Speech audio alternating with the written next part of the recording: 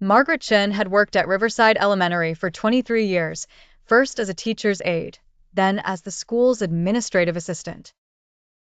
She knew every hallway, every classroom, every hiding spot where students thought adults couldn't find them. She knew which teachers stayed late grading papers, which ones arrived early to prepare lessons, and which ones did the bare minimum. She also knew things she wished she didn't know. For 5 years, Margaret had noticed things about Coach Bradley Patterson, the school's beloved physical education teacher and after-school sports coordinator. Small things at first. The way he always volunteered to supervise the locker rooms alone. How he insisted on being the one to apply first aid to students, even for minor scrapes. The way certain students became quiet and withdrawn after joining his teams. Margaret told herself she was imagining things. Coach Patterson was popular with parents and students alike. He'd built the school's athletics program from nothing, secured funding for new equipment, led teams to championships. The principal loved him. Parents trusted him. Who was she to question him based on vague feelings? But the feelings persisted. One afternoon, Margaret was working late, filing paperwork in the main office. Most staff had gone home. She heard voices from the gym and walked over to turn off lights she assumed had been left on. Through the small window in the gym door, she saw Coach Patterson with a 7th grade boy, Danny Morrison. They were standing close together, and something about the scene made Margaret's stomach turn. She couldn't see anything explicitly wrong, but every instinct screamed that something wasn't right. Danny's body language was stiff, uncomfortable. The coach's hand was on the boy's shoulder. When Danny pulled away slightly, Patterson followed, closing the distance.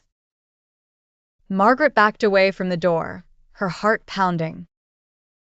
She stood in the empty hallway, trying to decide what to do. She hadn't actually seen anything inappropriate, just a coach talking to a student. If she reported this based on a feeling, based on a moment glimpsed through a window, what would happen? Patterson would deny everything. The principal would think she was causing trouble. Parents would be outraged at the accusation against their beloved coach. And if she was wrong, if she ruined an innocent man's career based on her imagination, she would never forgive herself. Margaret went home that night and couldn't sleep. She thought about Danny's body language, about all the small things she'd noticed over the years. She thought about the students who had become withdrawn. She thought about her own daughter, safe at college now, but what if someone had seen something concerning and stayed silent?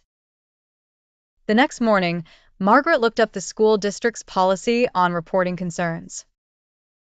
There was an anonymous hotline for staff to report potential issues. Anonymous.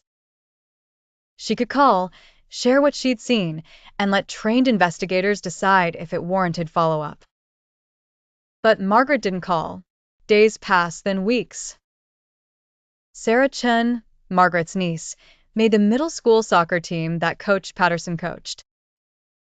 Margaret started finding excuses to stay late at school, watching for anything unusual.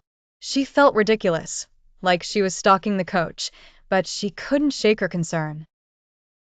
One evening, she saw Coach Patterson walking to his car with a student, Marcus Williams, a 9th grader on the basketball team. Nothing wrong with that, except it was 7 p.m., long after practice ended, and Marcus looked upset. Margaret made a decision. She approached them casually. "Everything okay?" she asked brightly. Marcus jumped, startled. Coach Patterson smiled easily. "Just having a talk with Marcus about his grades.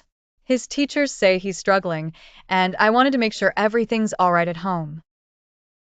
It sounded perfectly reasonable. Marcus nodded, said he was fine, and quickly walked away. Coach Patterson chatted with Margaret for a moment about the upcoming basketball tournament, then got in his car and left. Margaret watched Marcus reach the parent pickup area, where his mother was waiting. Even from a distance, she could see the boy's shoulders were shaking. He was crying. Margaret couldn't let this go anymore. The next morning, she called the anonymous hotline. Her hands trembled as she reported what she'd observed: the late evenings with students, the moment she'd seen with Danny Morrison, Marcus's distress last night. The person on the phone was kind, professional, took detailed notes. They thanked her for calling and said someone would look into it. Then nothing happened. Weeks went by. Coach Patterson continued teaching. No one came to investigate. No one asked Margaret any questions. She began to think her report had been dismissed as the paranoid concerns of an overly suspicious staff member. She felt foolish for calling and guilty for suspecting someone who was probably innocent. Then, 2 months after her call, Principal Andrews called an emergency staff meeting. The principal's face was gray as she addressed the assembled teachers and staff. I need to inform you that Coach Patterson has been placed on administrative leave pending an investigation into serious allegations. I can't share details, but I want you to know the district is taking this very seriously. Counselors will be available for any students who need support. The room erupted in shocked whispers. Several teachers immediately defended Patterson, insisting this must be a mistake. Margaret sat silently, her mind racing. What had happened? Had her report triggered this? Or had something else occurred? Over the following weeks, the truth slowly emerged. A parent had found concerning text messages between Coach Patterson and their son on the boy's phone, messages that were inappropriate, grooming in nature. When the parent reported it to police, investigators discovered a pattern they'd been tracking for years. Patterson had been investigated at his previous school for similar concerns, but nothing had been proven. That investigation had been buried, and he'd been allowed to quietly resign and move to Riverside. Now, with concrete evidence and a thorough investigation underway, other students began to come forward. Danny Morrison, the boy Margaret had seen that evening in the gym, Marcus Williams, 3 others. Their stories were similar. Coach Patterson had groomed them over time, isolated them under the guise of extra training or mentoring, then crossed boundaries. He'd been careful, manipulative, made the boys feel special and responsible. Some had told their parents something was wrong but couldn't articulate what. Parents had attributed it to typical teenage mood swings or stress. The community was devastated. Parents who had trusted Patterson with their children felt betrayed and guilty. Students felt confused. Many had genuinely liked the coach and couldn't reconcile the person they knew with the allegations. One afternoon, Detective Lisa Rodriguez, who was leading the investigation, came to the school to interview staff. She asked to speak with Margaret. In a small conference room, the detective explained that Margaret's anonymous report 2 months earlier had been documented and cross-referenced when the parent came forward with the text messages. Your call didn't trigger the investigation, Detective Rodriguez said, but it provided important corroborating information.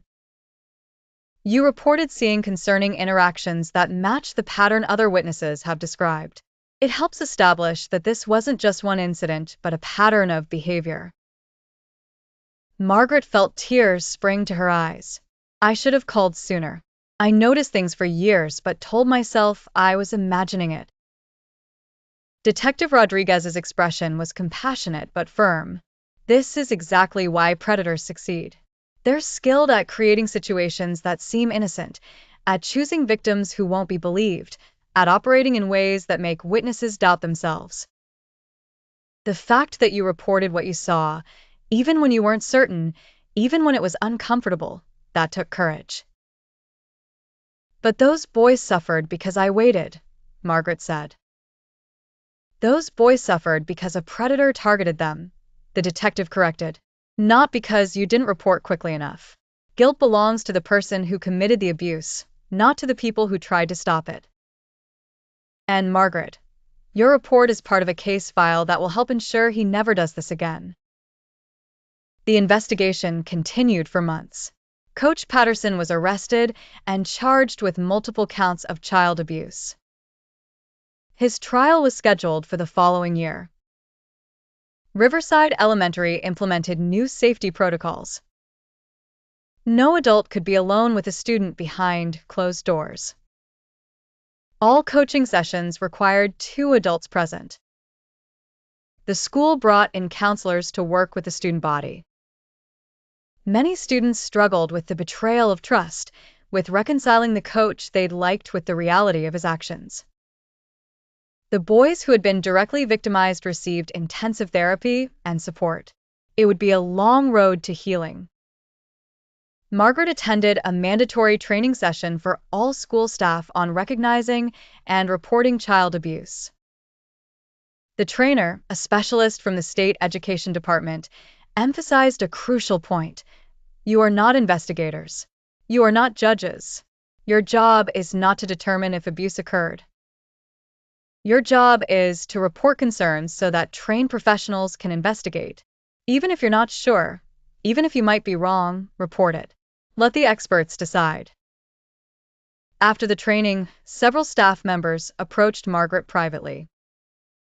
They confessed they'd also noticed things about Coach Patterson that made them uncomfortable but had dismissed their concerns. A PE teacher said she'd seen him standing too close to students in the locker room hallway but told herself he was just talking to them. A guidance counselor said a student had made a vague comment about not wanting to go to practice but wouldn't elaborate, and she'd let it drop. Each of them carried guilt. Each of them wished they'd spoken up sooner. Margaret realized that staying silent about concerns wasn't just one person's failure, it was a cultural problem. People were trained to doubt themselves, to trust authority figures, to avoid causing trouble. Predators exploited this. They counted on people dismissing their instincts and staying quiet. The school district reviewed Coach Patterson's hiring process and discovered that the previous school had provided only a basic employment verification, with no mention of the earlier investigation. It was a legal gray area. Since Patterson hadn't been charged with a crime, the school wasn't required to disclose the investigation. The district attorney worked with state legislators to close this loophole, pushing for laws requiring schools to disclose all investigations into potential child abuse when providing references, regardless of whether charges were filed. It was slow progress, but necessary. 6 months after the arrest, Margaret received a letter. It was from Danny Morrison's mother. "I wanted to thank you," the letter read. "Detective Rodriguez told me that you reported concerns about Coach Patterson before anyone else did officially.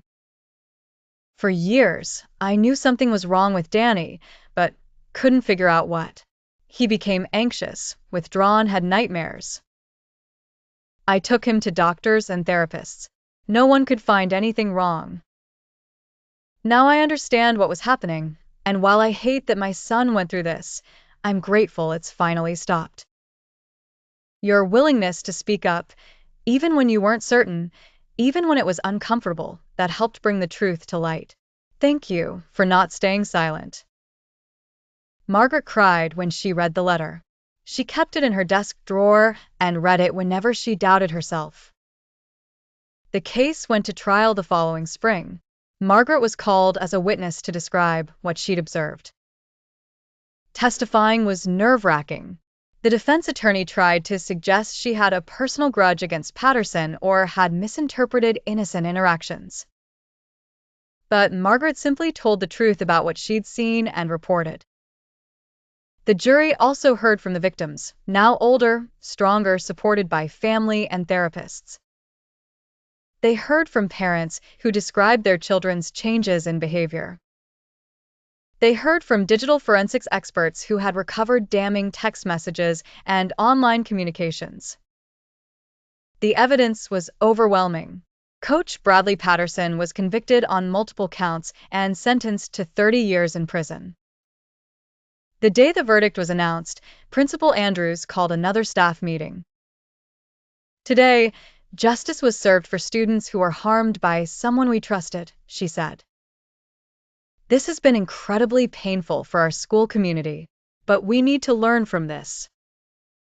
We need to create a culture where people feel empowered to report concerns, where we take reports seriously, where we prioritize child safety over protecting reputations. She looked directly at Margaret. One person had the courage to speak up when she saw something concerning, even though she wasn't certain, even though it was uncomfortable. That report became part of a larger pattern that helped investigators build their case. Every person here should remember that your observations matter. Your concerns matter. Speaking up matters. After the meeting, several teachers approached Margaret, thanking her. Some apologized for initially defending Patterson, for doubting the accusations. Margaret was gracious but firm. We all need to do better. All of us miss signs. All of us need to trust our instincts more and worry less about being wrong. Danny Morrison, now a high school sophomore, eventually returned to school activities. With therapy and support from his family, he slowly rebuilt his confidence.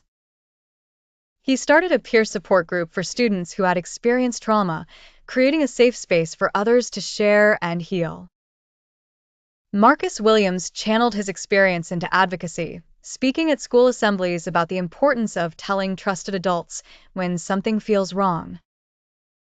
Coach Patterson told me no one would believe me, Marcus said during one assembly. He said I'd get in trouble, that I'd ruin his life, that I was making too big a deal of things. He was wrong. Adults did believe me. They did investigate. Justice happened. If something doesn't feel right, tell someone. Keep telling people until someone listens.